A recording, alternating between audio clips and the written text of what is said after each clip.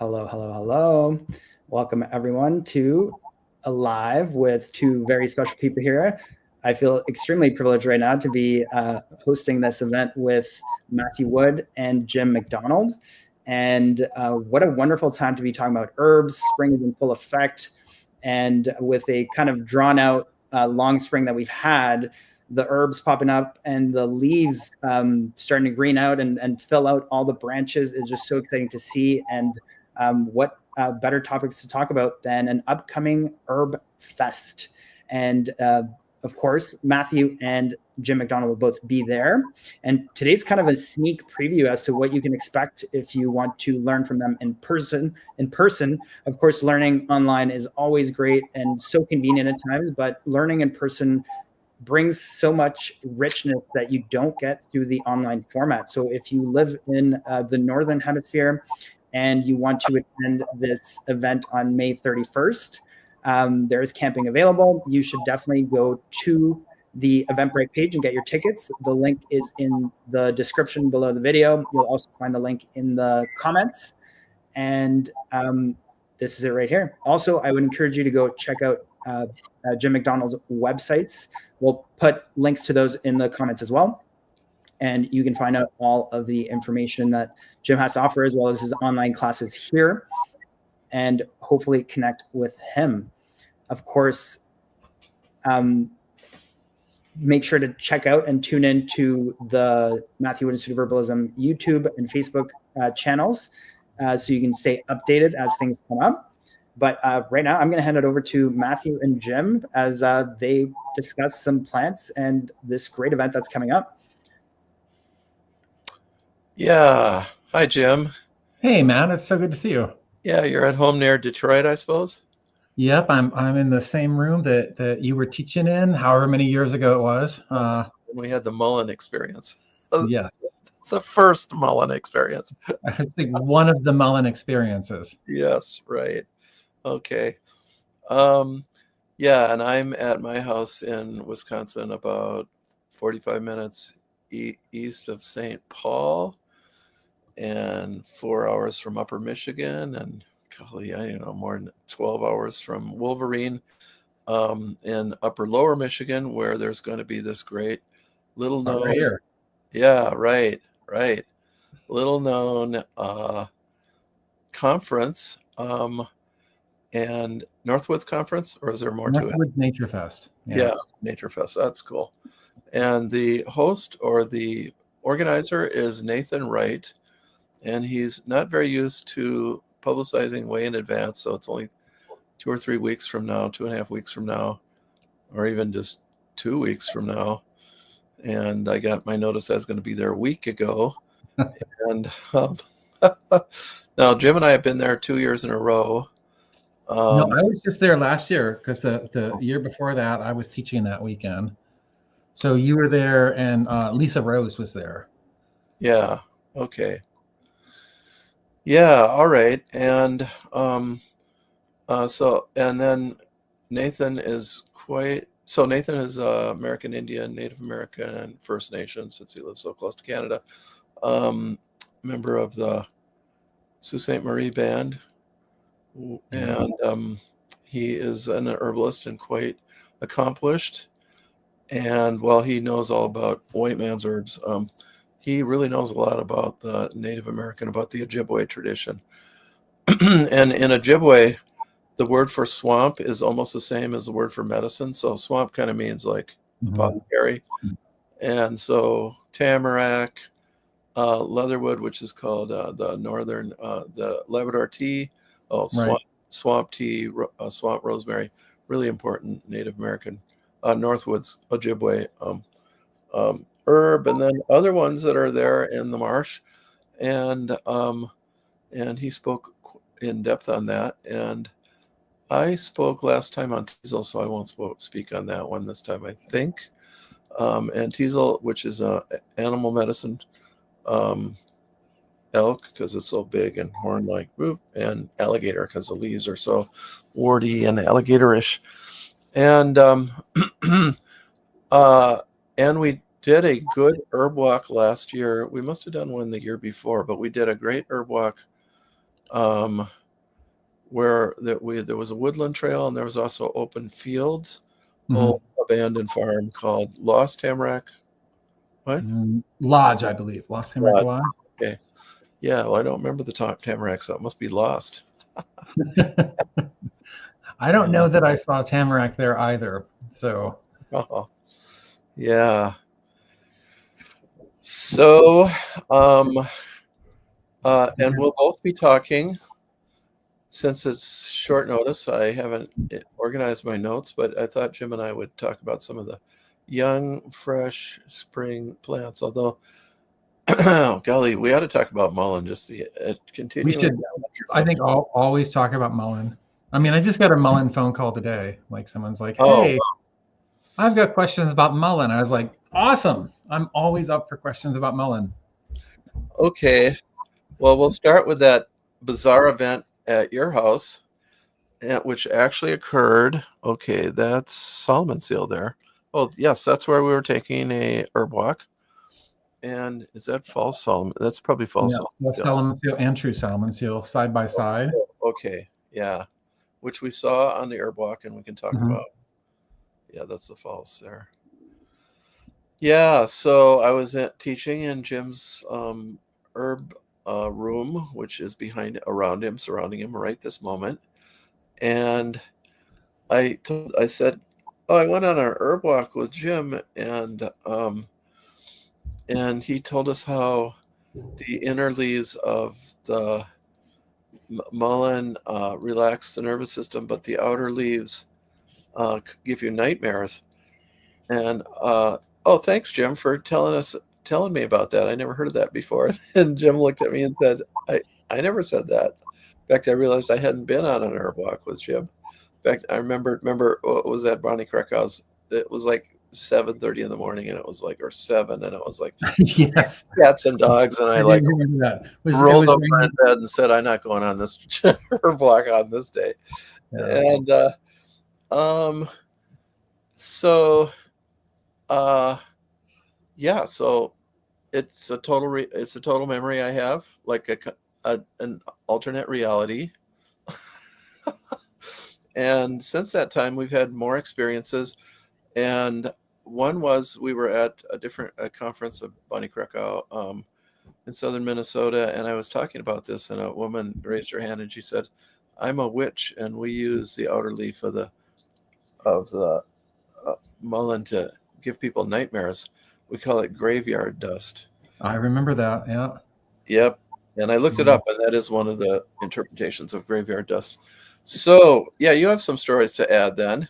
Yeah, going the other way around, I remember one time contacting you to like thank you for like telling me about mullein root for like spinal misalignments, and you're like, "Oh no, I use the leaves, I don't use the root." And I was like, "Okay." Yeah, I thought I was remembering that, but I guess it may have been in a different place. It could have been in the dreamlands. That happens. Right. Yeah. Nice thing about mullein is that you actually remember the dreams. It's just that you don't realize that they're not reality.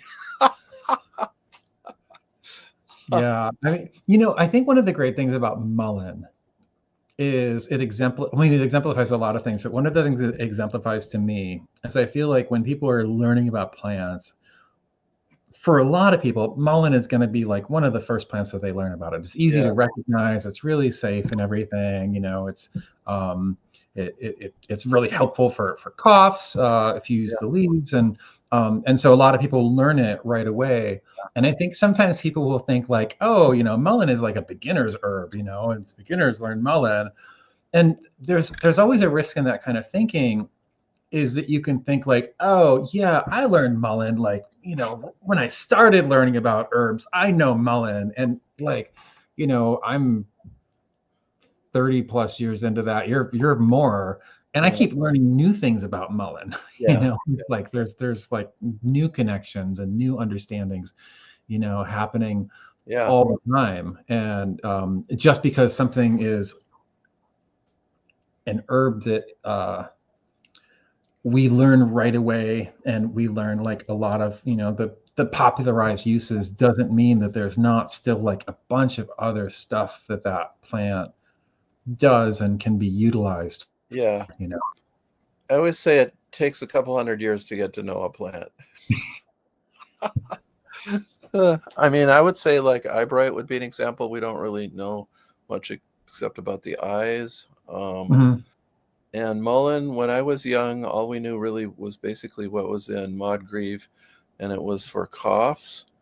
And in the herb store, I learned it was for harsh coughs that shake the frame, that could break a rib, and repetitive kind of a dry bronchitis from the sound of it, like the hairs on the lungs, the cilia were being worn down.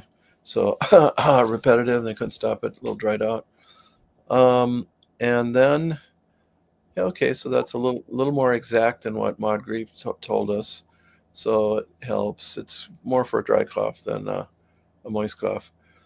And although it could be dry above, moist below. And then my friend Susan broke a rib, fell against a 2x4, and she was a carpenter. She's passed on a year and a half ago. And dear friend of mine, she broke a rib, and you can't really set a rib, and it started to hurt her. And I was talking to her on the phone. I thought, yeah, if mullein can and some of these coughs are so severe you break a rib. So if mullein can tame a cough that's so severe you break a rib, maybe it's for broken ribs, and for when you break a rib that causes a cough, because it was causing a cough now. And she's so psychic, she like read my mind before I even got it out almost. But it was my idea, I know it was. And so she like taped a mullein leaf on her. It probably was a large one actually, because to be big enough. Taped a mullein leaf on the ribs, and that night the bone went back into place, and about 5 days later it floated out a little, so she put it on again, and that took care of it. So wow. So we learned that it was for setting bones, and it's moistening, so it makes sense that it would cause secretions. It sets, like, you can give it sometimes. Actually, Jim taught me more about the spine. I hadn't used this for the spine, but it causes secretions. You give it, sometimes the person clicks right into place right there. Yeah. And I do believe it's for smaller bones like wrists,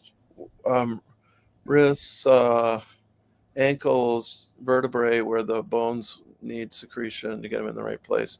Could be for other ones. It can be used. It helps the bone get in the right place, which is really ideal for setting bones. So yeah, you got some stories or instances there? Jim? Oh, are you there? Yikes. Okay. Yeah. Hey. Look. Jim. Yeah, I didn't know how to do screen share, but I've got this this good picture of. Oh yeah, that is a good picture. Yeah. That is a great picture. The root there shows the nice taproot that it has. Yeah. This is my well-worn copy of first edition. Ooh, fine, really. I've known Matt for such a. Oh, look, I've got your old Minnetrista phone number on here. Let's try that. Cool. I've known Matt for so long, and yet I've never got him to sign this one. Oh, God. Remember to bring it next time. Yeah, right. Oh, bring it up to Nathan's. Yeah. So yeah, I remember reading about the, like getting bones to line up, and there was a, I was still like baby herbalist. I was probably only about that big. And trying stuff out. I didn't have a ton of experience yet, so I was trying stuff out, and a friend of mine, her roommate had been in a car accident. Her arm had broke, and it wasn't lining up, and it was getting to the point where they were like, well, it's like kind of healing together, and you have to re-break it to line it back up together. She really freaked out about it, and so my friend told her, like, you should talk to Jim. Maybe Jim has an idea. She was not into herbs or like maybe into natural stuff at all, and she's like, oh, okay, I'd rather talk to him than have someone break my arm. Yeah, right. Maybe when you're an early herbalist, the the situation that, people were deciding again. And, I talked to her for a little bit and I was like, so what I think maybe you should like, I brought leaves along with me because I wanted to try this out. It's like, I think you should take this leaf and just kind of like blanch it really quick in some hot water and then like keep it on her arm. And she looked at me like I was absolutely insane. But when she went back and she told my friend about it, she's like, do you know what he told me to do? And my friend was like, you should just do it. Just like, what is it going to hurt to try? Just do it.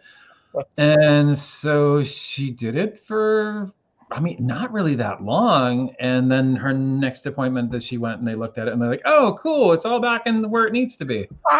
And I was like, I love when things don't make sense, but they work anyway, know? Right. Like it makes like poetic sense. It makes like symbolic sense, and if that makes sense and you try it and it works, then it would make less sense not to keep doing it, even if it doesn't really make sense why it worked, on a logical level. Mm-hmm. That's been my philosophy of practice for a long time now, I guess. Yeah. It's nice to know why things work when you can know, sometimes, like, oh, this plant says demulcin, it has mucilage in it. And other times you're like, I don't know, but it reliably works. It's like changing to a different plant. It's like horsetail tincture working on like healing bones and connective tissue and cartilage and fascia. Like there's no reason why small doses of horsetail tincture should do anything for those tissues, but it does. And so, yeah, it makes the most sense to keep using it. Yeah, I'll tell you a story about that, how the doctrine of signatures worked. So there was a guy that came in who was, he wasn't a professional basketball player, but he'd been a University of Minnesota basketball player, and he still played all the time with his friends, Ishmael. And he came in, his knee was bothering him. And I can't remember, I suppose it was just overuse or something, or it was bothering him quite a bit. And I gave him horsetail because like when you rip the joint a little bit, but it still stays, it looks like a knee flexing. Plus the liquid is in there, which is actually the medicine. The rest of the plant is not very valuable, but that liquid that's in the joint. So I gave him that and it totally took care of him. And he came back about 3 months later to get some more. And Bob, the owner of the store, and he said, yeah, some horsetail for my knee. And Bob thought, well, that isn't, I never heard of using horsetail for the knee. And he knew his herbs pretty good. And he thought, let's see, how would Matt think? He said, oh, it looks like a knee. Okay, yeah. No, how would Matt think? I worked with someone once and what they said, they're like, my hair is really brittle. And I was like, okay. And they're like, no, it's really brittle. And I was like, all right, your hair is brittle. And they're like, no, watch this. And they went like, and they just pulled and their hair broke. And I was like, oh, wow, that is really brittle. And they use horsetail tincture. And this is another thing. It's weird because it just makes sense that your hair down here, how could your hair down here be responding to horsetail that you're taking internally as opposed to your hair up here? But a few weeks later, she's like, oh my gosh, look at this. I can pull it. It doesn't break anymore. And I'm like, okay, cool. Again, I'll go with that. Yes, and that kind of thing is strengthening her entire constitution, her bones, maybe teeth, all connective tissue, collagen, maybe even fibers just everywhere. And I think about it definitely for like fascia, Yeah. That a lot of times when people have injuries, they go and they get an MRI done, and the MRIs, or they get an X-ray done, it doesn't help much. And then they get an MRI done, and you can see a lot more of those soft tissues, and you see the cartilage, you see the tendons and the ligaments, but like the fascia all around the joint is also getting stretched and torn and damaged. Yeah. And I think that horsetail is really spectacular for sort of like addressing the fascial aspect. Yeah, I would say so. Horsetail and salmon seal combine really well. Mullein can combine in there too. In fact, I want to get back to mullein. So Jim had a dream about you, and the staff does look like a spine. You had a dream about different locations on the mullein stalk. Yeah, so I want to say this is a cool dream, and I did this for a while, but I haven't kept up with it because it was too hard. But I'll explain why. I woke up from this dream, and it was like I've been using mullein root for spinal alignment issues for quite a long time, and been really, really happy with how it worked. And I woke up from this dream, and the dream was basically like, oh, if you pick the leaves along the stem, so like upper leaves for, cervical stuff, and middle leaves for thoracic stuff, and lower leaves for lumbar stuff, you could do that too. And I was like, okay, this is like, I have to try this out now, can't And just then get the a voice said, now remember this dream. Right. And try it out now. And I did, but it got really hard to keep up with 3 different jars of mullein leaf tincture. There was just like there's 4 different. There was the mixed mullein leaf tincture that I used for respiratory stuff. And then there were like the upper leaf jars and middle leaf jars and lower leaf jars. And I did that for a while. And then I mostly fell back into largely using root stuff if it's a spinal issue. So if it's a spinal issue, I figure because this is kind of like all of the stored energy for that stalk is in that first year root. And, I don't know whether you're aware of this, Matt, but there are multiple Facebook groups devoted solely to mullein. There's just and some of the stuff on there is a little bit like mullein does absolutely everything, that I don't necessarily agree with, but it is really interesting to see like how much some of the stuff about mullein for structural issues that you and I and some other people have like mostly put out there has really like gotten out there, and it's just a part of what people know about mullein now. Yeah. Yes. Yeah. So once upon a time that was not known, and that's not in Maud Grieve and other places, the old books. No, that's not. No, it's not in Gerard either. Okay, so years went by, and I didn't know what to make of this outer leaf, inner leaf thing, and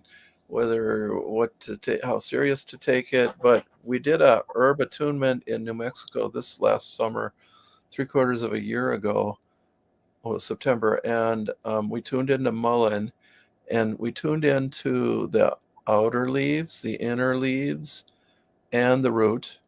Mm-hmm. And this is multiple people, not all of whom had any background, but so some of them did. So the inner leaf we found relaxed the nervous system. Yes, the outer leaf had an interesting effect on 3 of us. It was identical, where like first it made you really tense, like you were looking at stuff, like you're kind of focused, and then your focus kind of crossed over into dream time. Mm-hmm. And that was the actual, you're not going to tune into nightmares like very easily in a group like that, a plan attunement. So, but that reminded me of like when you're trying to fall asleep, but you're obsessing about something, that you're trying to deal with something. Ooh. And then you finally fall asleep. But what's going to happen? You're probably going to dream a nightmare about it to release it later on. So I think that's the full picture. And then I began to realize over the years, what is this giving people nightmares with the outer root? And one time, let's see. Oh yeah, I got psychically attacked by some people, and the leader I could talk to in my mind, and like I was driving from San Francisco Marin up to Ashland, Oregon. So I had like 6 hours to just sit there and argue with her in my mind. Mm-hmm. And finally I got to the point where I just said, you just can't go around just attacking people, taking the law into your own hands on the psychic plane or the outer plane. And I'd like to teach you a lesson, but it's not my business, and I can't waste all my energy teaching you. I don't even know who you are. And so I can't do that. And then right away, the blackbird came. This is a medicine animal I'd acquired from another person psychically attacking me. And the blackbird said, "Oh, I'll do it." And I said, "Well, how would you do that?" And blackbird said, "Each time she tries to abuse psychic energy, I'll give her a nightmare." And see, nightmare, that's your animal self speaking. Your animal self doesn't like things that are not noble, things that are dishonest, lies, hurting people, etc., etc. I mean, you can kind of pervert your animal self if you're really into it, or if you get raised in a household that's not very centered and good things. And so the animal self protects you with nightmares. Then I began to understand, oh, you could give nightmares to people to help train them if you are psychically training people not to abuse psychic energy. Okay, well, I got a positive there. And then I would say you could just give Mullen to people just to help process things in dream time that they need to process, or even as an insomnia remedy. And okay, and I still was like not taking it too seriously, but I did post this stuff, I think, on Matthew Wood Institute of Herbalism.com. And I got 2 responses of people. One, like she'd had trouble, her children would have nightmares whenever she'd give them the Mullen syrup for coughs. So, okay, so we got to change that. And the other person, that was the less dramatic of the 2. I can't remember the other one, but there was somebody else who had the nightmare thing come up too when they took the outer leaf. So now I consider this really well established and something that we could start working with. And I would definitely say work with the inner leaf for the cough and everything. Oh, we also kind of determined work with the inner and outer leaf to clear like calcification of the pineal gland, which has been happening period, but also especially due to the vaccine. It probably also happens due to the COVID, because they're not very different, COVID and the vaccine. So far, on my travels last summer, I talked to 2 different herbalists who were treating people who had calcification of the pineal gland causing insomnia that the doctors attributed to the vaccine. So I'm not making that up. And the pituitary secretes melatonin to help you sleep, and it secretes DMT, or it collects it, which is what causes dreaming, DMT, the hallucinogen. So it's like, no wonder this plant works on the DMT. So we worked out a little formula for clearing the pineal, which would be white pine, because that's a pine cone. It's in the caduceus, right in between the 2 snake's heads. And that's, the pineal comes from the word pine cone. And then teasel to help restore things to their original. So that's something people can consider if they feel there's a problem there, or just, and I mean dreamtime, or being haunted or something. So, well, then we also tuned into the root, and I didn't get this, but 2 other people got it, at least, if not more, that the root worked on the nerves of the spine. Oh, yeah. Oh, absolutely. Because I've used it a lot for like spinal based nerve pain. Yeah. And that can be like, here going and causing facial neuralgia. It could be lumbar stuff causing sciatica. And I will most often combine it. And I normally do like more than 2 things together, but like Mullen and St. John's wort together better than either one does alone if the nerve pain has like a spinal origin. And I might, depending on what's going on, because I like 3s, for formulation. I kind of always feel like I want to throw in a 3rd thing. I might throw in Jamaican dogwood. I might throw in sweet clover, the mellow-lotus, because I love sweet clover. If the pain is really like sharp and stabbing and hot and searing, a little bit of sweet clover in the mix is absolutely wonderful. Or there's a whole bunch of different directions we go. Like it could be prickly ash, it could be whatever. But St. John's wort and mullein root together are really spectacular for nerve stuff. I learned about using it for Bell's palsy, I think, from David Winston, and have had like 2 or 3 cases where that's been like the thing that should have shifted something. And actually, one of the cases, it wasn't even my case because. And this is not between the 2 of us, but the first time I heard about using it for Bell's palsy, there was a guy, and at the time he was young, so he was under 18, right? He was like a kid, and and he wanted me to get some teasel because he had Lyme disease. And the first time I met him, his mom brought him to a class, and he was just like a lump on the floor the whole class. He really felt lousy. And I was like, well, I don't have any teasel, but if you've got a little bit of time, I can go gather some. It was the fall. I went, and 2-3 weeks later, I gave him the tincture, and he responded really, really well to that. But a little bit later in the mix, he like woke up one day and half of his face didn't work, and so he contacted me to thank me for telling him about Teasel for Bell's palsy, and I was like, yeah, I don't think that was me, because I don't know that. And he's like, who else would I have heard about this from? Yeah, like, right. I don't know. And it wasn't until like maybe a year or two later that I talked to David Winston, and he's like, oh, I use that. Maybe he heard about it from me. And I was like, maybe he did, but he doesn't know like what other herbalist that he would have been connected to who would have known you to tell him that other than me. And I didn't know that until just now. So how about this? We can say that Mullen is tuned into the Midnight Herbalist. Right. Yeah, totally. Well, another slightly esoteric thing that I use it for is for people that are having trouble like staying on a path, and it's kind of building off of that alignment thing. And so it's like they've got, something that they're focusing on and doing, but they need to go this way, but really distractible people that, they keep losing sight of where they're heading towards. Because like when I think about Mullen, it's not just that it helps to like, it can help with spinal alignment. It can help with alignment of bones that have been broken, but also that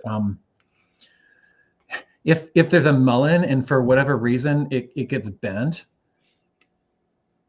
the stalk will just bend and start growing straight up again. It's like, no, I was like I was growing straight up. Something happened, bent me over, but I'm supposed to be growing straight up. And so it'll like the stalk will. It's so cool. Like whenever I see that, I'm just like, that plant knows where it's going, right? It knows what it's supposed to be doing. And I can't think of many other plants that do that, because usually if a plant, gets knocked over sideways, it'll kind of grow sideways. Yeah. Yeah, it's pretty incredible. It really has like I don't know, like the North Star is up for it, for that plant. Not the sun. I mean, it's not like sunflower that faces the sun. It's up. Right. Boom. Yeah. I can't think of too many more. There's various case histories that, are kind of less extraordinary and whatnot. I mean, it's helped us many, many times. I've given it just and click, the spine goes back into place because it's lubricating more. I do want to say for formulas, yeah, so mullein and Solomon seal would be one, mullein and horsetail and Solomon seal, mullein and teasel and Solomon seal. These are all spine and joint. Yeah, for pain, mullein and St. John's wort would be my first thing. I was once, I was at a lecture, somebody was talking about Jamaican dogwood, and I was like, well, I've never used that ever. And I thought, oh, I see. I solved the problem that's giving the pain, so I don't really care about using pain, because it's kind of like a opium, like a pain reliever without, and actually monotropa is the best if you're trying to work with something, people on opioids. But so, and then I was lecturing, and some of the people were old students of mine, and I said, yeah, what did you use for pain? And they said, oh, I just heal the pain. I said, yeah. So that's what we herbalists can do. There's no use in trying to use pain relievers a lot of the time. I mean, because see, St. John's wort actually is curative. Chamomile, they're whining, complaining about the pain. It's usually not as bad as they say it is. And that helps them with their personality. And prickly ash, horrible pain, prickly, horrible. Yeah, mullein, again, pinched nerves and things. So we do have quite a bit, and I suppose you could add the Jamaican dogwood in as a support. Yeah, that I concur with. Yeah. But it's nice.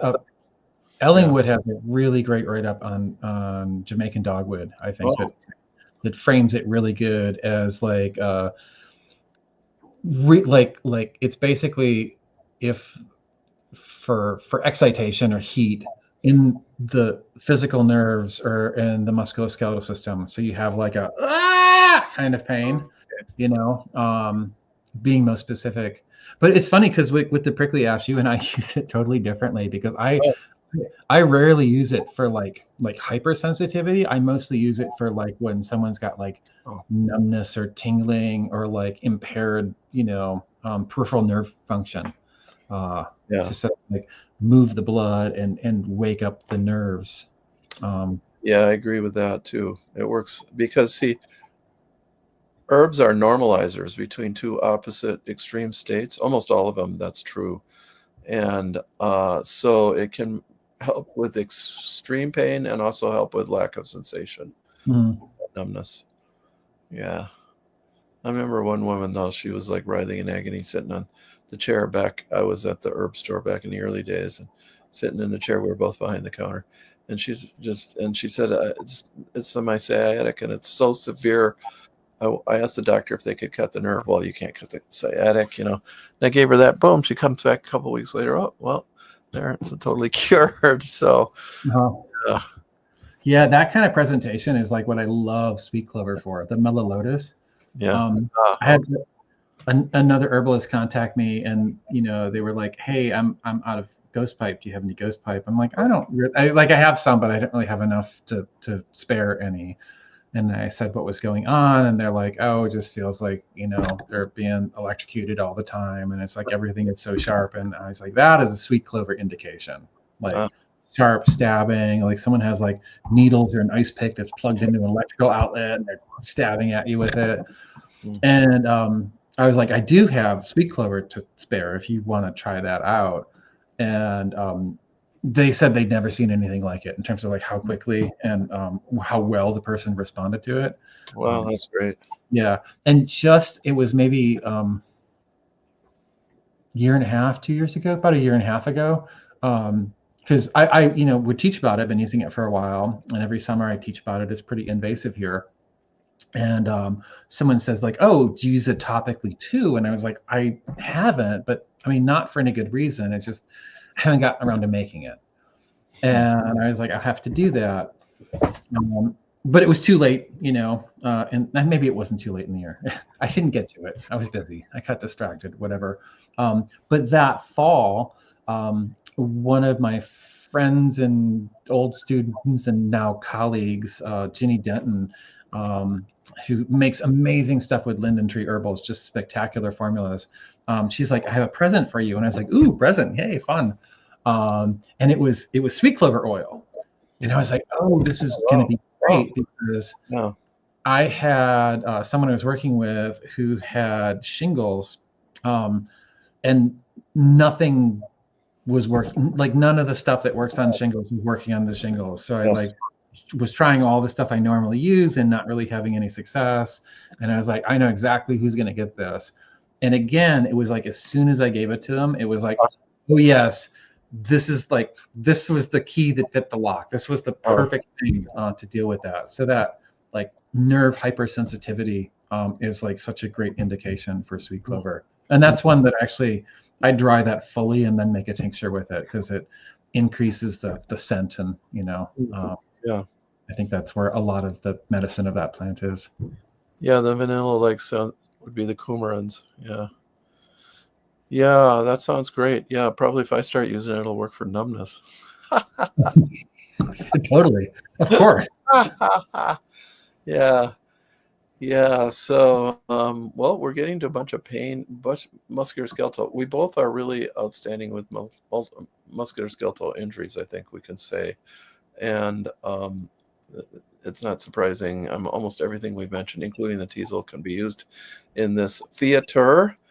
And so we have to mention Solomon Seal. And Jim had a moment. We were planning this class, and he turned on Nathan Wright talking, and boom, Mullen and Nathan Wright said, you say it. Yeah. So I did a herb walk last night, and I got into my car and kind of like decompressed. You're teaching, you're going, everything is great. You get in your car, you're like, "Whew, I've just been putting out a lot of energy."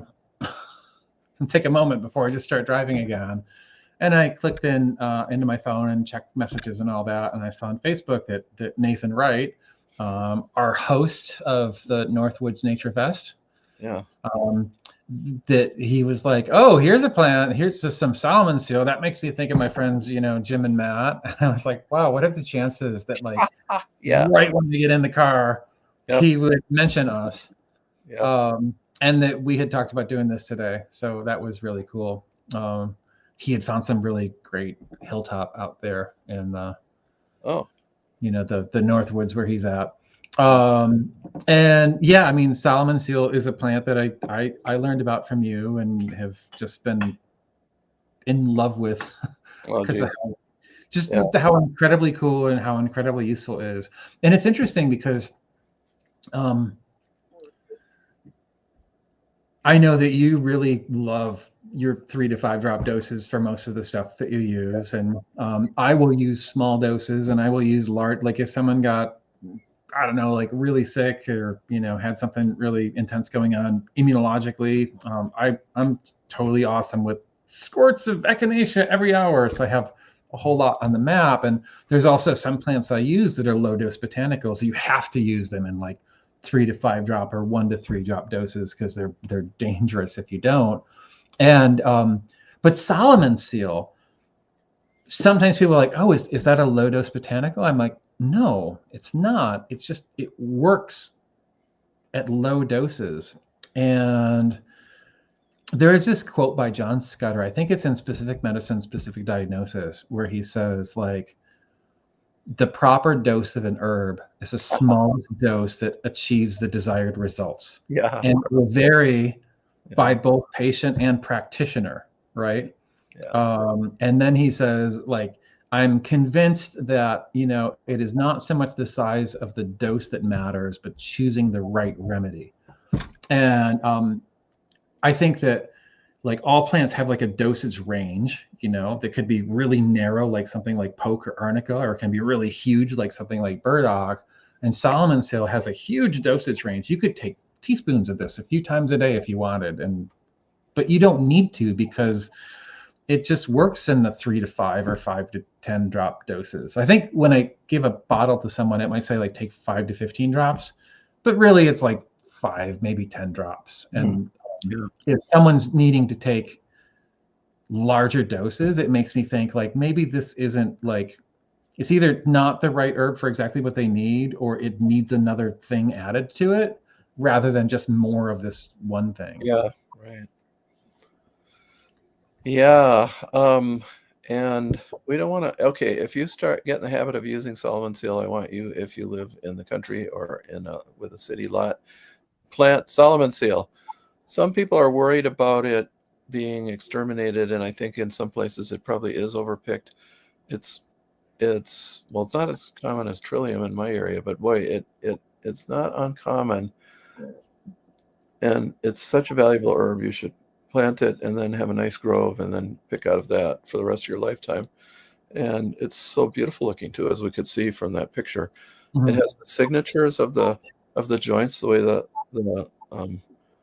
little the flowers along the stalk there, they come out where the joint is, where the leaf is. That happens to be Japanese Solomon seal, which is Polygonatum variegatum or Japonica variety variegatum, which you can see a little bit of white on there, which works just as well as our American or English, or I mean, this is a worldwide northern temperate region plant, and wherever it's used, has these uses, and of moistening the tendons, ligaments, helping set bones.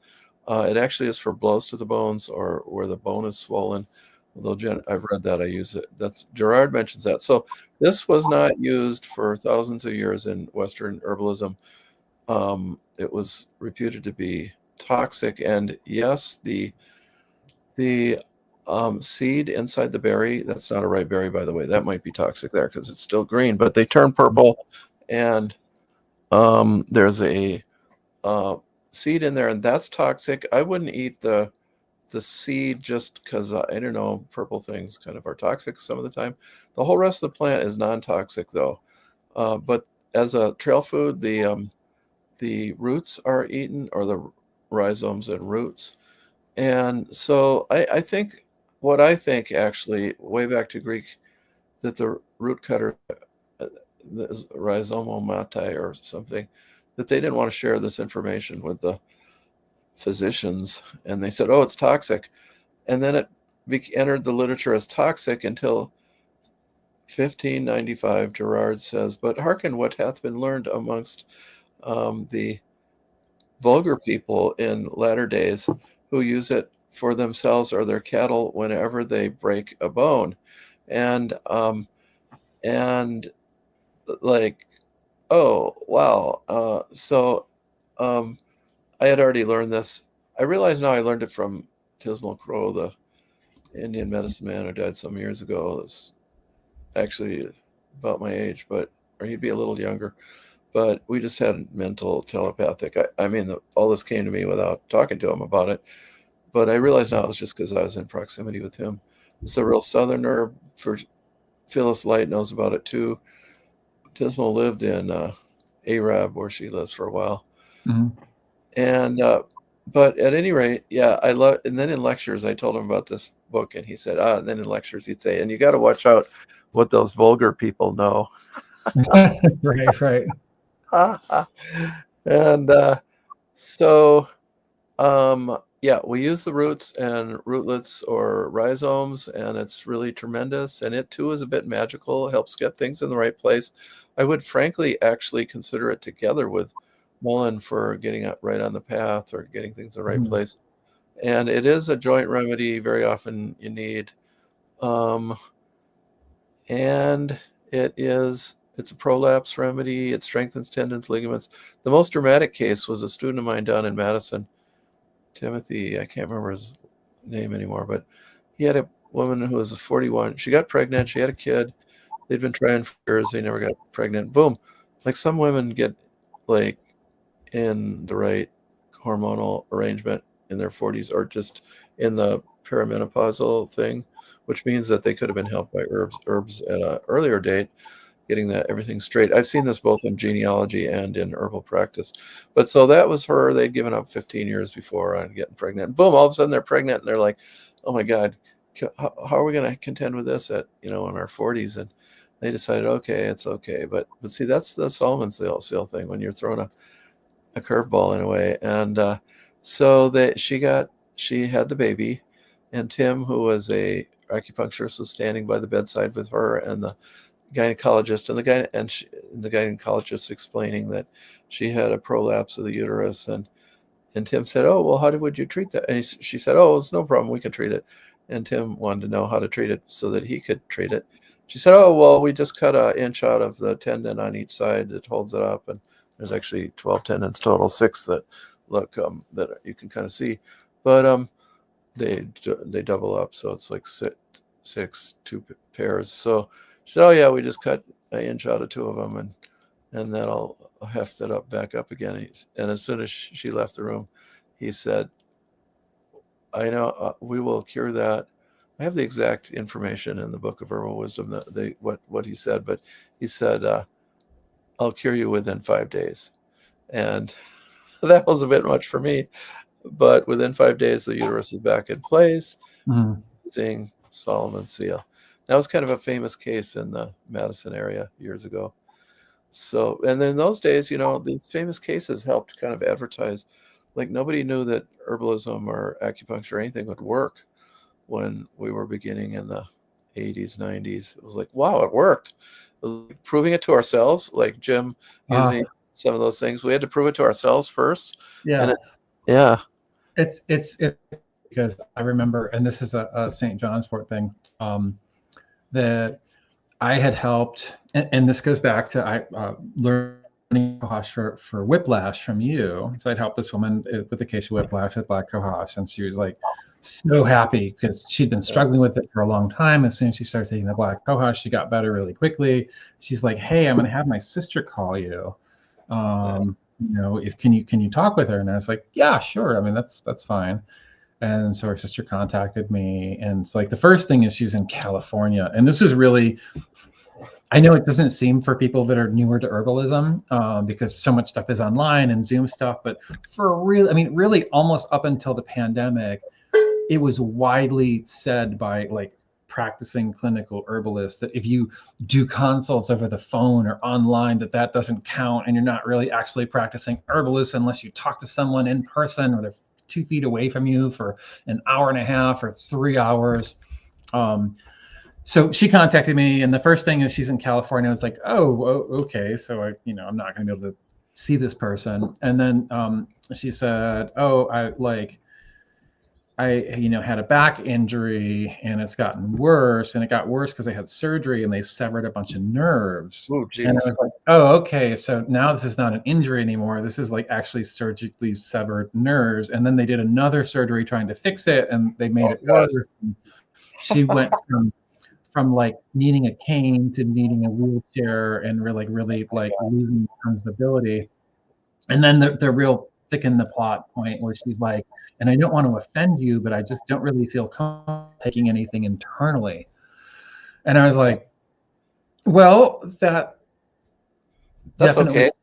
That definitely complicates things, but I guess it just makes it obvious that I'll just send you some St. John's wort oil.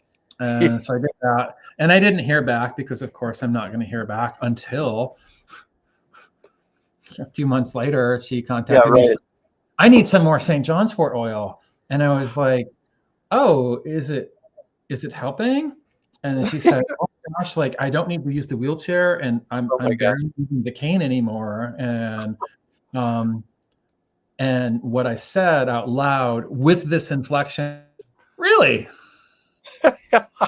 And as it came out, I was thinking to myself, I am not supposed to sound surprised that my suggestion worked.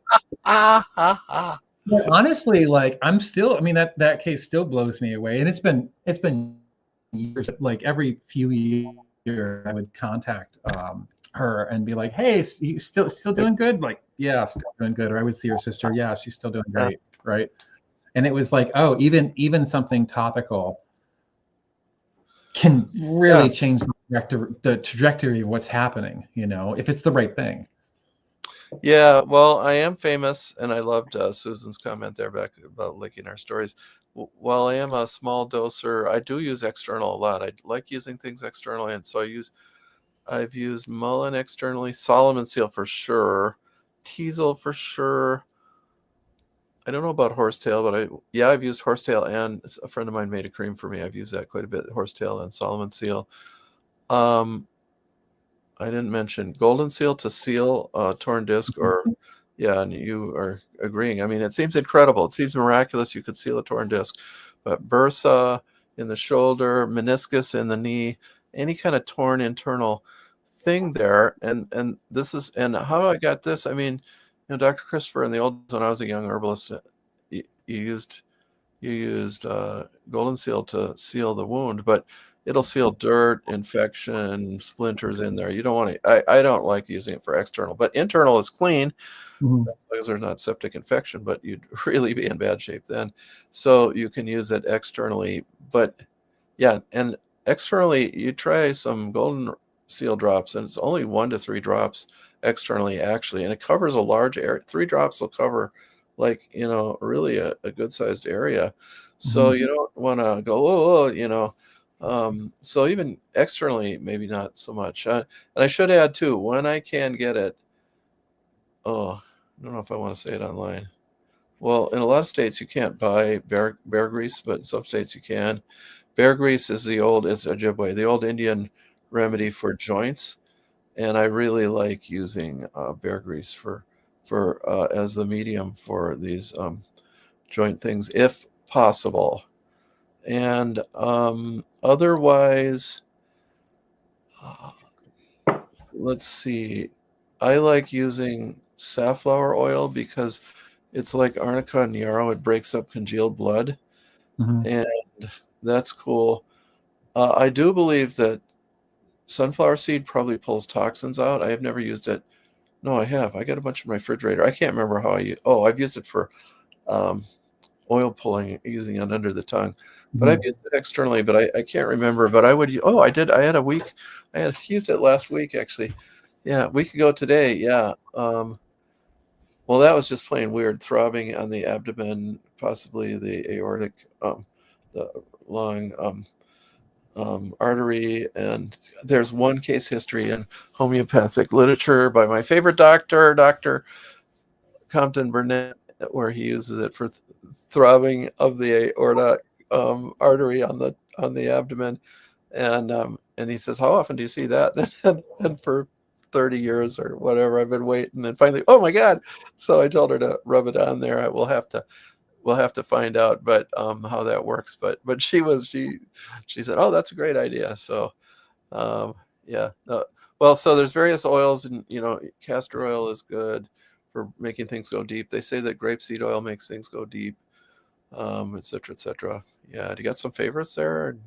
Well, I mean, I love jojoba oil, except for how much jojoba oil costs. Yeah. I really love jojoba, except for how jojoba oil costs. I started playing around with sunflower seed oil because you can get organic. I think it's Good. high linoleic sunflower seed oil from Wisconsin. Oh, cool. And I was like, that's closer than where I'm getting my olive oil from. And so, but I'm still, that's a newer thing I started doing. But when you were talking about injuries, it made me think that one thing, I don't know if we've actually talked a whole lot about like using butterfly weed or pleurisy root for musculoskeletal things. And I started using it along with Solomon seal and maybe horsetail, or maybe Solomon seal and butterfly weed and turmeric, or Solomon seal and butterfly weed and ginger, or something warming, or even arnica sometimes for frozen shoulder.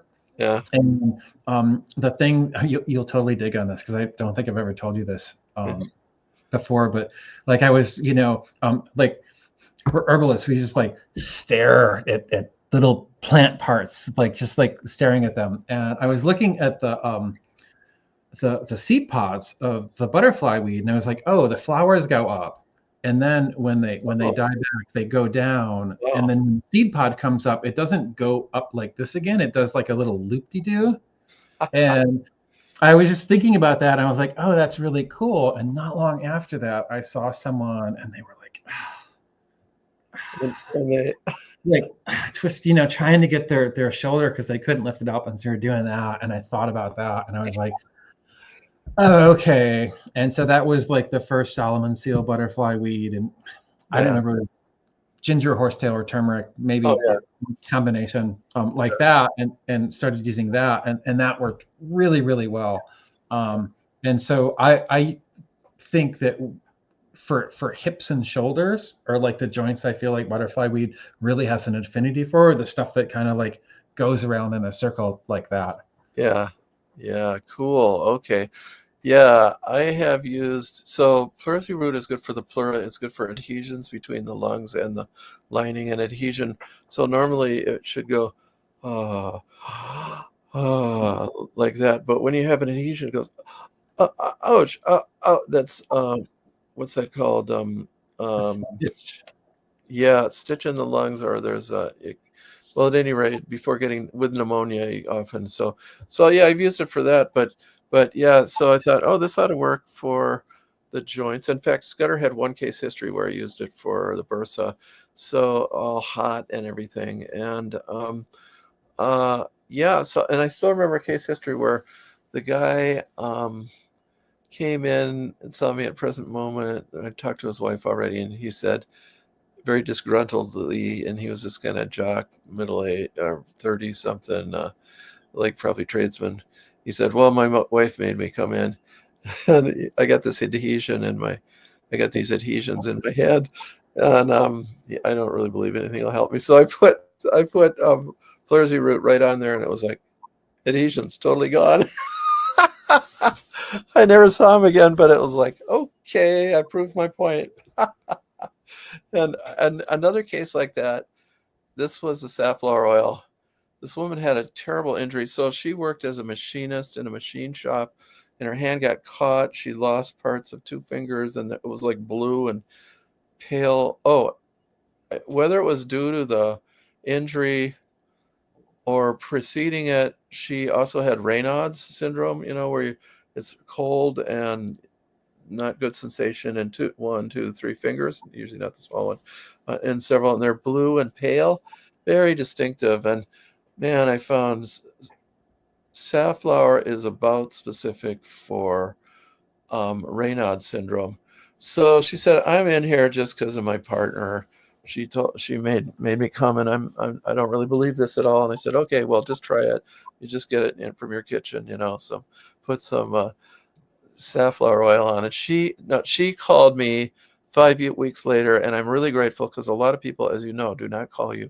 She said, this has helped me so much, because she's a machinist. It really mattered. This has helped me so much. I'm really grateful for what you did for me. So, oh, wow. It's just sweet. Yeah. Yeah. It's so great when people tell you. Yeah. I had someone that contacted me, and I was supposed to be like not working with people. I just gotten back from Scotland, which is a long story I don't want to get into right now. Yeah, right. I was like, okay, no, like I don't need to be working with me. And then I was like, okay, people are contacting me, and I was like, nothing complicated. So someone's got like some respiratory thing that should be easy enough. They're working with, a colleague of mine who's been a student and is really skilled in everything. They just want some additional advice because that person's unavailable for a follow-up at the moment. It's like, I can do that. And they're like, oh, I've been to the doctors, and they said, what did they say? They said there's water on my lungs. It's like, water on your, like, what? Do you remember exactly what they said? With they like wet lungs, like pneumonia? She's like, no, not pneumonia. It had a different name. I was like, did they say like pleural effusion? And she's like, yeah, pleural effusion. That was it. And I'm like, oh, this is not an easy case. And she was just below the level. She said, I have another follow-up appointment. And I was like, okay, why don't you, before I come up with if you're going to follow-up appointment tomorrow, do that and then tell me what they say. And she said, well, I was just below where they aspirate and drain the excess serous fluid between the lungs and the pleura, which was making it hard for her to breathe because there's only so much space and you can't fully inhale when there's a lot of extra fluid there. And she's like, oh, but they also said that I have pericardial effusion too. And I was like, okay, so this is complicated. This is complicated, but these are all also both clear indications for butterfly weed, which I sent some over, and it cleared everything up. Yep. And then what I heard afterwards is like, I didn't actually realize this, but I had indirectly worked with this person before because they had a gallbladder attack. And a lot of times when people have a gallbladder attack, even though I don't really love the idea of like, oh, you have this thing going on, just take this one herb. In the case of a gallbladder attack, a lot of times what I'll say is like, oh, you need something right away. I don't have an opening right away, but I have a drop box at my house. And why don't you come and get some wild yam? And then take that every hour, and then within 24 hours, hopefully you'll feel a lot better. And if you feel a lot better in 20 hours, then you're probably good. So that had happened before, and she got better. But I didn't know that because I never got the follow-up call to be like, oh, hey, that worked. The reason I didn't get back to you is not because it didn't work. It's because it did work, and I didn't have to get a hold of it. So people get back to us when it works. Yeah. When people, get better, sometimes they're like, oh, okay, like I'm better. I don't, need to keep thinking about this. Oh, and even get back to us if it doesn't work. See, herbalism is what's called an empirical science where you learn from experience. And that includes the things that don't work as much as, well, not quite as much, but as well as the things that do work. So that's what our science is based on. And none of that research, the experimental with the bell curve and the people on the top are the ones that respond really well to that drug. And you may not know this, but the drug only has to work 5% better than placebo to be registered with the FDA. 5% better, my God. And it could be that half the people in the group had side effects, So I'm not very impressed with drug therapy, especially, there is room for it sometimes needed. Got something like I actually had to recommend for the first time in a long time antibiotics last night, or the night before, rather.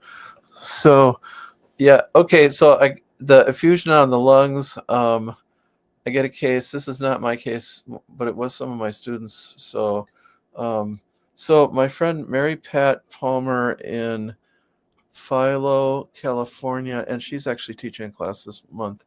If you happen to live near Philo School of Herbal Energetics, she had a vision or an experience where walnut, which grows, the same walnut, eastern walnut, goes all the way to California, wild in the valleys, and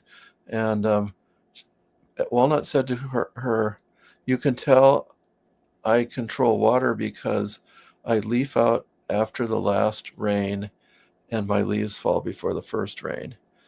Oh, okay. So she and another student of mine and a student of hers, Andy Taylor, great herbalist who's in Fort Bragg, California, if you want to find someone around there. They had this guy came who lived in it was in a little town. He lived in Elk then, California, like 25 houses, and somebody came and said, "Yeah, they told me that I have an infusion. I have like 60 cc's on my lungs or something like that. Unbelievable. They sent me home to die because they couldn't get it off. They've been getting it off for a while now, and it's just building up." He said, "Okay, well, we'll try something like, how about walnut maybe?" And he was completely cured of all cc's by morning. Oh, wow. Yeah, I'm sure he had to go to the bathroom all night. But yeah, and actually, and just a note that black walnut is in Dr. Christopher's BNT or bone and tissue or BFC bone, whatever. Yeah, and I know the first letter is B, but I never remember all the other letters on yeah, that one. it used to be bone, flesh, and cartilage. Yes, And that's what it is. and there's about 9 things in there, give or take. And some things are all kind of really are a little surprising, but some things I've come to appreciate. There's gravel root, there's mullein. Gravel root would be like bone set, cousin of bone setting. There was originally comfrey and oak bark. Oak bark's good, actually. Knitting is like, could be called knit bone too, like the comfrey. There's walnut in there. I didn't understand why walnut was in there, and almost everything that's in there, I've come to realize is good for, really does cure musculoskeletal things. Now, I'm not sure that he attributed it to himself. He would say, "Oh, he had to have a vision, and God would tell him a formula." And I always like to say, if God really told him this formula, then God's a Western herbalist. So we can claim God, not the Chinese or the Tibetans or anyone else. But at any rate, so yeah, walnut, I have not used it myself for joint, but to get lots of water off something would be valuable there. So Oh, that's interesting. Was it hulls or were they using like bark or leaves? I think they were using hulls. Okay. Yeah. So, which you can get in California. Yeah. So good question. Yeah. Yeah. Wow. Well, we've covered a massive amount of joint. Yeah, we should leave this online for months or years as a covering of joint things. I can't think of a lot more. We've covered the main joint, muscle, tissue, tendon things. I mean, without going into like arnica, yarrow to get rid of the congealed blood that's around the wound. You have to do that. Person breaks. But don't you want to talk about royal fern? Oh, okay. Yeah, that's limited though. That's spinal. And man, if you have lumbago, and it's even called lumbago break, then osmunda fern is the great remedy for lower back pain. And I don't know why exactly. Oh, it does help solidify bone. In fact, I looked it up, and it's like in parts of Spain, northern Spain, it's used. It's a folk remedy, and they don't allow girls to take it before complete. They're before age 17 or something, because it'll, I don't know, shut the pelvis too tight or something. It has it was interesting the way it was Andalusia up there in northern. That's not northern. It was along between the Pyrenees and Portugal somewhere. Yeah. So have you expanded on that use at all? So the first time I used it, you sent me some of, what is yours, like a leaf essence? You lean the leaves down into water. So it's like a flower essence, but with the leaves. Yeah. So I got that and used it, but I was using it with a lot of other stuff, and it was helpful. And then I was, like doing more research on it. And I mean, there's Maud Greaves' entry, right? Yeah. There is Yeah. Finley Ellingwood has an entry on it. Yeah, very good one. Yeah. Which is really short, but high quality. Yeah. And then there's a book. Oh, what is it? It's called it's an ethnobotany book on like the folklore of plants of the British Isles, and I forget who the authors are or what exactly the title is. I think it might be out of print, and that had an entry on it. And they said in the northern parts of the British Isle where comfrey wasn't growing, that royal fern was used for all the same purposes as comfrey. Wow. And I don't know whether you've dug up these roots. Yeah, I have one time. They're like such wild looking roots. I mean, fern roots are always kind of wild looking, but I think they look like dragons, like where the stems come down, it almost looks like there's a lichen growing at the top, but that's actually a part of the root. And then, when you kind of peel that back up, there's these kind of like plates, these sort of like, they look like scales. And when you start to pull that apart, they're really hard on the outside. And I mean, almost like long flaky pine coney, but stretched out into a runner or a rhizome. But where they contact the core of the rhizome, they're really mucilaginous and moist, and that makes me think of bones as being like hard on the outside, and yet the inside is like the soft marrow. Yeah, right. It also makes me think of dragons. I think like they're like dragon scales, and dragons are also really hard on the outside but soft in the middle.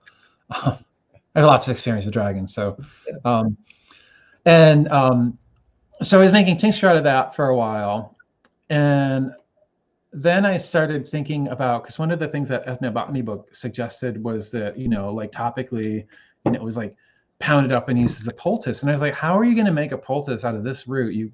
This root would not make it's not going to poultice very easily. And I was like, I wonder if Matt uses the leaves. So I started making just straight leaf tincture for a long time, which is way less muddy. Because when you're harvesting the stuff, it's like there's some places where it grows that are not in the muck, but I always feel like this is a plant that grows in the muck. I should harvest it out of the muck. So I want to find good, clean muck and harvest it out of there. And anytime I harvested it, by the time I came out, I was just like all dripping mud and smelling like a swamp. So I started using the leaves for a while, and I was really happy with how they worked. And I think that royal fern and horsetail, that makes sense. It's such a great combination for just sort of strengthening the bones and the harder structures in the body. Yeah. And then after years of doing that, maybe in the last 3 years, I've sort of been like, okay, I've used the leaves for a long time. Now I want to go back and recompare contrast to using the root more, or combinations of it more. And so I really like it. I think it's just got this overall sort of strengthening effect, and it's vague, but it's vague because it is vague. There's an overall strengthening effect. I think Ellingwood says something like strengthening the muscular structures, surrounding the back. And that's a little bit, I don't know that I perceive yet quite how it's working on the musculature, because I don't really feel like I'm getting that. But it's a cool plant, and where I live, it's a really common plant.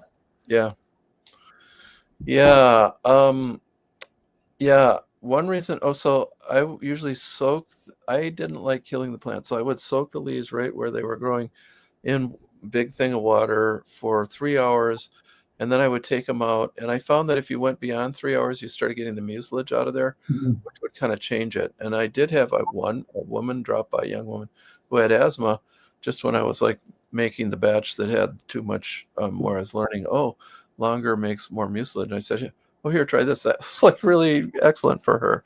And I sent her off with some. And so one can imagine too, for asthma, because it's going to strengthen the connective tissue in there and the cartilage. And so this is all kind of news to me, but it all makes sense that it strengthens a deep thing. It is the old rickets remedy. The cure-all, I quote that in the Book of Herbal Wisdom, or one of my books. It's the one and absolute remedy for rickets, according to this Dr. Beal P. Downing in 1848 in northern New York, which is where it really grows in profusion. And yeah, and I should mention the way that you're describing it, that Phyllis Light would talk about evening primrose the same way, as strengthening like almost the inner core of the calcium processes or of the bones, etc. So that's how I'm thinking this is what you're talking about. Yeah, maybe Scales Warrior. Yeah, also has an extremely ancient name. Osmond was a Saxon god. Oh, god of smiths. And where they said where it grows in this iron, yeah, it is a warrior remedy. Where it grows in the swamps, the iron is usually you get bog iron, which is precipitated iron, like out of the Canadian Shield, which is like northern Scotland or Canada or Minnesota or upper Michigan. You get bog iron, which is like even down to Ohio, which is blobs of iron that are precipitated in the swamp. And, in 600 or 1200 or 1800 AD, like they didn't have a lot of iron. Iron wasn't just, I visited a reconstructed German settlement from 1770 when I was over there. And there it was like, they used like 5 nails in like 20 buildings, It was like, they didn't have any iron.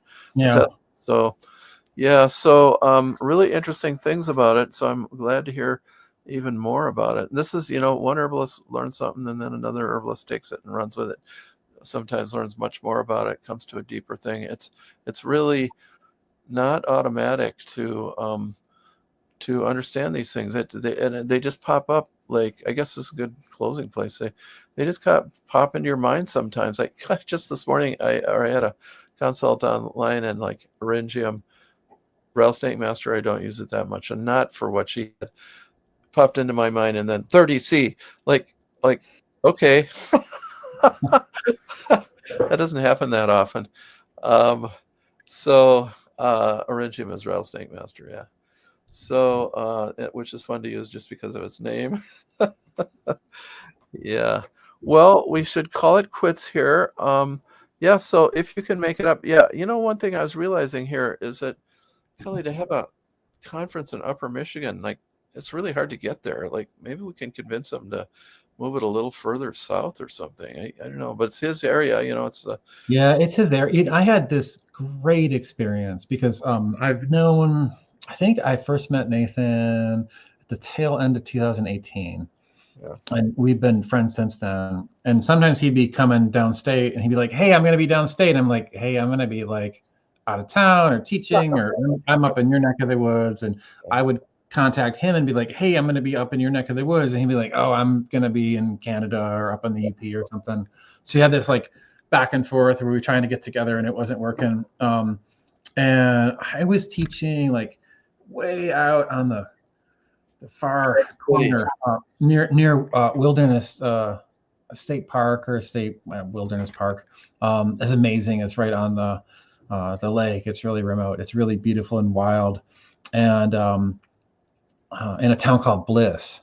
And Carmen, it was another Native woman who had me teach out there. And I was like, oh, cool, I'm going to be close to you. And he's like, oh, I'm going to be in, like Munising that weekend. I was like, shit, or maybe Marquette. And then I called him on the way there and he's like, oh, my plans fell through. Do you want to go into the forest with me? And I was like, oh, I absolutely want to go in the forest with me. And so we went out into the, I don't know, Pigeon River State Forest maybe. And, drove in, parked the car, and immediately we're just like walking off trail because he wanted to go and like, he had harvested some tamarack bark there earlier and he didn't scatter the trunks so that it looked like no one was there. And I was like, okay, this is why he's awesome. But just being out in the woods with him and seeing him, walk around and really like have his bearings. This is where I'm at. This is where I'm going.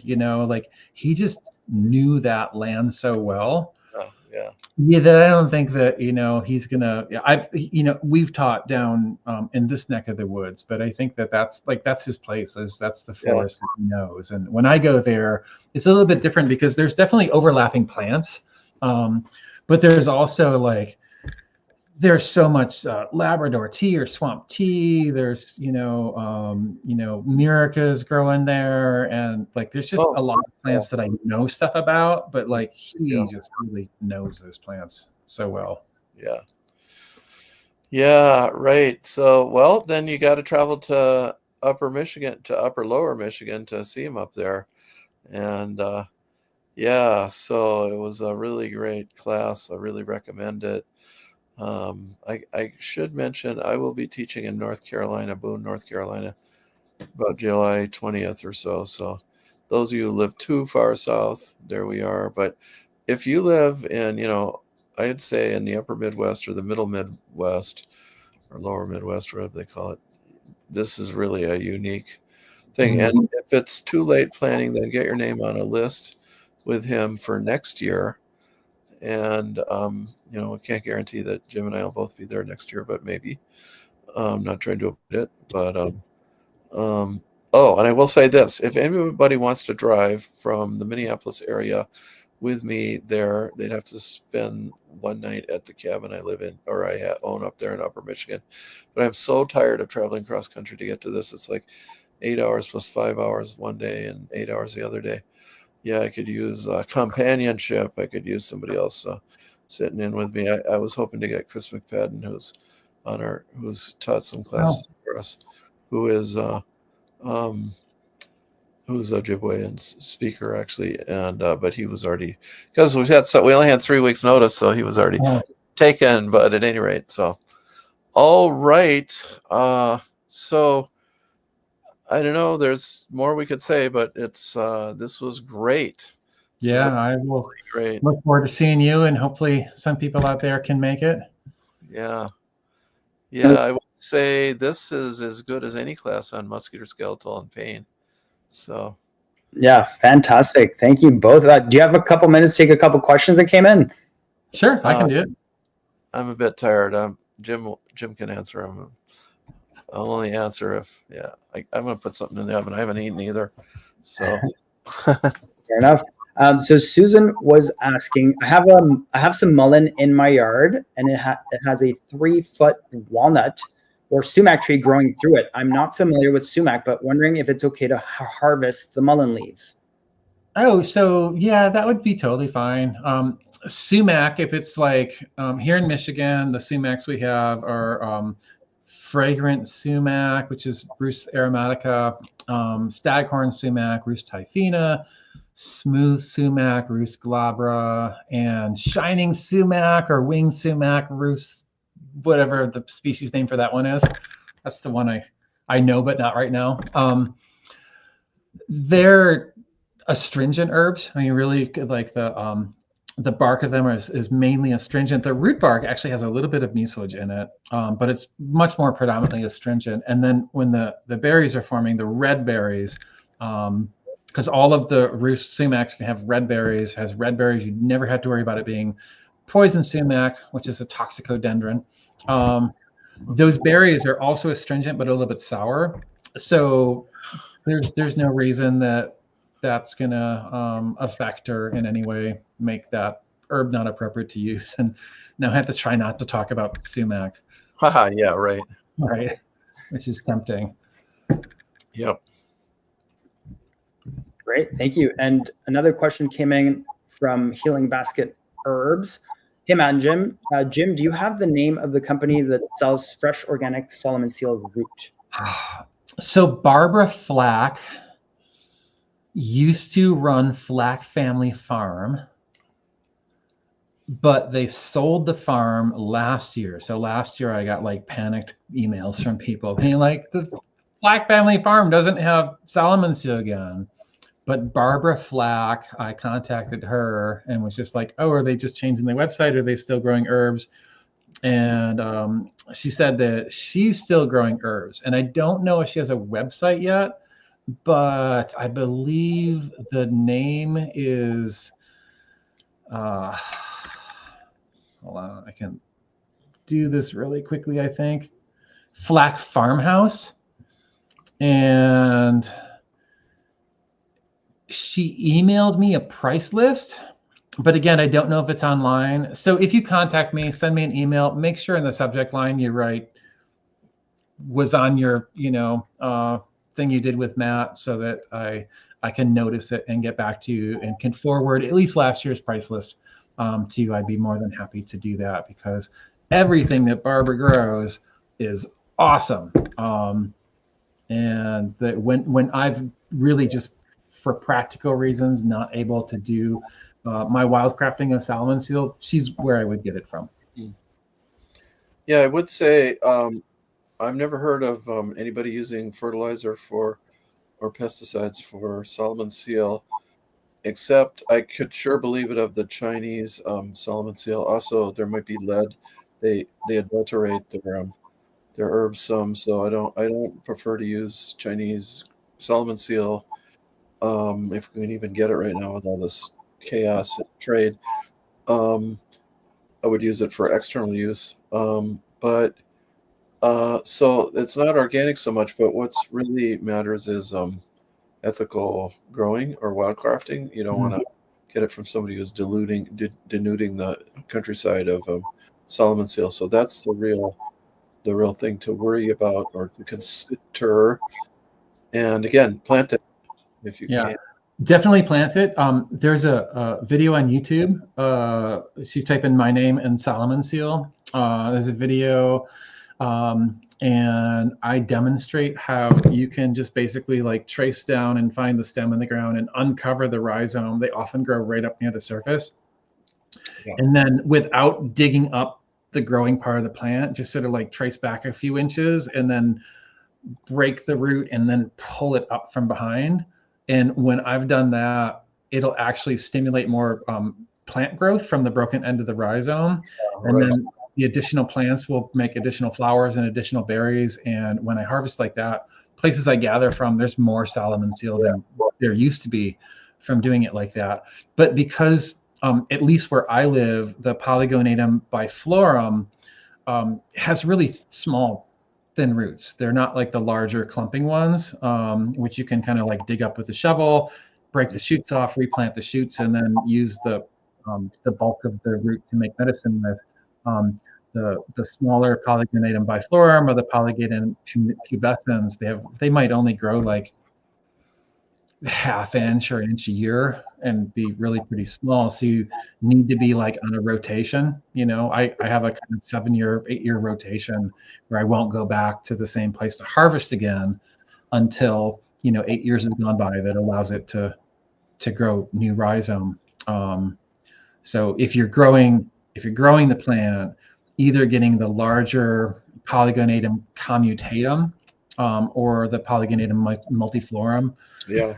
They just grow bigger roots faster, so that's what makes sense to do. And one place that you can get these from, I mean, obviously it's a popular landscaping plant, so you can get it there. But look for like native plant nurseries. If this plant is native to where you live, get the native species and plant that one. And if you can get the commutatum, bigger rhizomes, grows faster, and you'll be able to like harvest more. What I've done when I've gotten stuff from Barbara at Flack is I would always buy more salmon seal than I needed, and all of the nice shoots I would break off and set aside and replant those. And so now I've got like the stuff that's growing wild in my yard and the stuff that grows wild in the ecosystem that I live in, but also a bunch of cultivated stuff that is cuttings, basically root divisions from what I bought to make tinctures or oils out of. Yeah. I am in favor of the Japanese one too. I just like it. Boy, I have 1, 2, 3, 4, 5 patches of salmon seal on my land here, and at least 3 different types. If I ever find, if I see it as in a nursery, I'll probably buy it. Oh, and another thing, always plant at least 3 of them together. It likes to be in a group. It won't, if you split them apart, they don't grow as well. And they don't, also, if you're doing the seeds, don't grow individual seeds. So, any more questions? Yeah. No, hopefully. Yeah. We have one last one that came in. Julia was asking, what do you recommend for a front tooth that has an edge that has broken off on the back side of the tooth? Have you had any cases where the tooth has regenerated? Well, I got to say I have two teeth like that. One, yeah, I won't tell how that happened, but I don't know what to do about it. My dentist couldn't figure out either. It's like, seems like worth keeping the tooth, but it would seem like something that would harden it on the back side would make it more resistant to cavitation, or the action of acids is actually more serious on the top of the teeth. The action and the cavities are along the gum line. But I don't know. I survived with those two teeth, but they're on different jaws. I mean, they're on other people's jaws. No, they're on different parts of my jaw. Yeah, I don't know of anything that will like regenerate a tooth that's missing. I've read stuff, you know, on the internet about that, and I keep wanting to meet the person who right. That happened, and I just haven't yet. Fiddlesticks. Yeah, I just because if there's some way to coat it with dentin, that would be nice. And yeah, oak bark strengthens teeth and I've seen it reverse cavities, and so does calcium phosphate from the homeopathic cell salts. So once you got cavities, I mean, as long as the tooth can still regenerate, that can be cured. And I mean cured, FDA, ADA, AMDA, or whatever, Minnesota Department of Minnesota Dental Association. Take that. Okay. Thank you. That's it then. Yay. So long, everyone. Great time. All right. Thank you both so much for this great talk. What a wonderful impromptu class. Yeah. And I'll be showing everyone where they can buy tickets for the Northwoods Nature Fest, as well as the shamanism and herbalism workshop that Matthew's doing in July. Yeah. Excellent. Thanks, Matthew. Yep. Thanks, Alberto. Bye. Farewell. Talk to you, Jim. All right. And if you're still here with us, I'll bring you to the websites just so you can make sure you know where to go. This is a little further out, so you have a little more time. See you, Jim. Thank you. So long. So this one's a little further out, July 17th through the 20th. It's in the Rolling Green Hills of North Carolina near Boone. And it's a 3-day retreat with Matthew. All sorts of wonderful topics, all related to shamanism and herbalism. Of course, animal medicine comes up here. And there will also be, weather permitting, there will be plant walks as well. So if you live in the south, or you feel like going on a road trip or taking a trip down to the south, make sure you reserve your tickets. But of course, coming up in 2 weeks, you have the Northwoods Nature Fest. And this is at the Lost Tamarack Lodge, excuse me, in Michigan, near Wolverine. And you can get your tickets here. The links to both of these events will be in the comments, so you'll be able to access them there. The link for the Northwoods Nature Fest is also in the description of this live that we just had. And of course, also make sure to visit Jim Mcdonald's websites. You can go to herbcraft.org. And if you want links to other things that Jim is doing, go to the Linktree link for Jim McDonald. Both of those links will be in the comments as well. And of course, for so many of the topics that came up today, there are classes for that. And if you go to the homepage of the Matthew Wood Institute of Herbalism, you'll be able to scroll down and go through the different courses a la carte, or you can also click learn and go to the herbalism courses.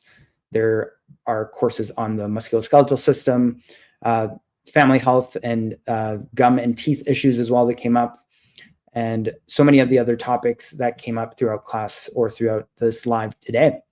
Solomon seal, of course, was mentioned. This comes up a lot in the Herbs for Fascia Tension and Pain class with Matthew and Sean O'Donoghue. So lots of great stuff to check out there. And if you are just starting to get your feet wet with herbalism, then I would encourage you to go to the free offerings page. Once you click on the link, you'll have access to all of these free classes. These are all full-length classes.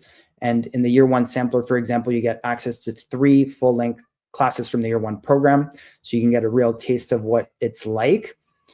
And I would further encourage you to join the Learn Herbal Wisdom Facebook group and turn on your notifications so that you can know when we go live. We go live every Tuesday and Thursday at 11:30 Central. We talk about medicinal plants, of course, and we feature the seasonal herbalist cards. Right now, we're on mid-spring, and we cover 1 herb per week. This is a set of flashcards that are free to download. Once you click on this link here, you'll see the different herbs are ground ivy, nettles, raspberry, linden, and hawthorn, and we cover 1 herb each week in different lives. Once you enter your name and email, send me the cards, you'll receive a verification email. And once you click verify your email, you'll receive a second email with the download link. And we welcome you to join us live, where we dive deeper into how to use this great free resource, as well as how to prepare plants, how to identify them. And if you check out the Learn Herbal Wisdom Facebook group, you'll also see plant ID videos and snippets from different classes and courses at the Institute to help guide your herbal learning. And I would further encourage you, if you want to get your hands on some physical flashcards, 52 flashcard deck with 52 different herbs, then visit the United Plant Savers and you can purchase your flashcard deck there. Well, thank you everyone for joining us for this live, and hopefully you can join Matthew and Jim at the Northwoods Nature Fest for full-on in-person learning, which I know we've all been craving since COVID, and it has slowly started to ramp back up. So if you have the ability to get there and you want to learn from Jim and Matthew in person and expand on all of the great content that they were talking about today, then get your tickets and make it there. Thank you, and have a great day, morning, evening, wherever you're joining us from. We'll see you again soon.